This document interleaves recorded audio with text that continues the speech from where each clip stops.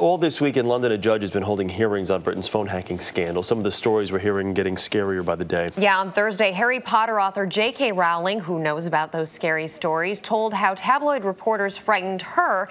And CBS News correspondent Charlie D'Agata is in London with more. Good morning to you, Charlie.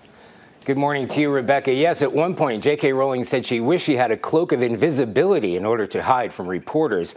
Although the hacking scandal prompted this inquiry, it's really taking a closer look at media intrusion and what, if anything, can be done about it.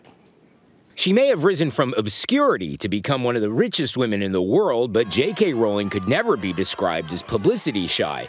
But she says the treatment from an army of photographers camped out in her front yard made her furious.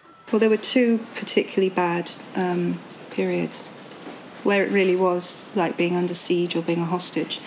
After the birth of each of my subsequent children, for a week, it was impossible for me to leave the house. The trouble began soon after the publication of her first Potter novel back in 1997 and got worse over the years. She says one journalist even stuck a note inside her daughter's school bag. It's very difficult to say how angry and how angry I felt that my 5-year-old daughter's school was no longer a place of, complete security from journalists.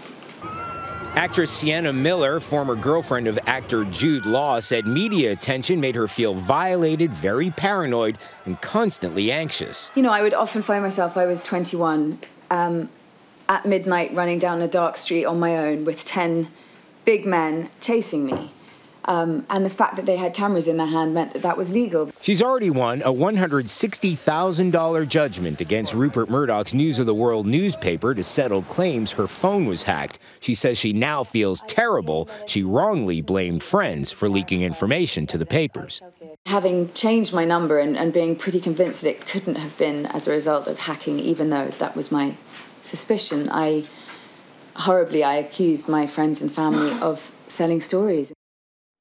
Former tabloid editor and CNN host Piers Morgan is the next big name to make an appearance at the hearings. He's also been accused of ordering employees into hacking people's voicemails, allegations he denies. Rebecca? Yeah, Charlie, so many big names getting involved here. And this isn't really the first time that the British tabloids have been accused of crossing the line. They have a long history of doing it to get the story. So why do you think they're getting so much attention this go-round? It was brought up by Prime Minister David Cameron, who demanded an inquiry. It was after revelations that the News of the World had tapped into murdered schoolgirls' voicemails and then deleted them. At that time, the Prime Minister decided that more should be done to look into these hacking allegations and to broaden that into media intrusion in itself. And that's why so many celebrities are stepping forward to air their grievances. All right, good point. CBS's Charlie D'Agata in London. Thanks, Charlie. Have a great weekend.